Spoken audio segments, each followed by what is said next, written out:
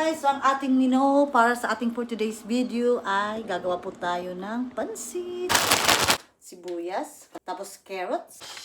Hindi natin ang tomato, bawang. Kasi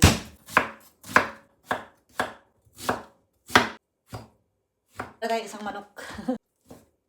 Yan na guys. Mantika leftover guys. Yan ang gagamitin natin. Okay, so mainit na po. Sana ako bawang inuuna.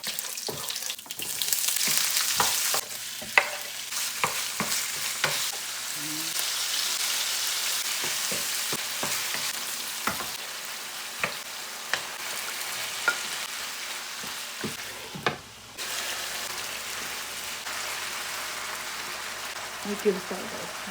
Whoop!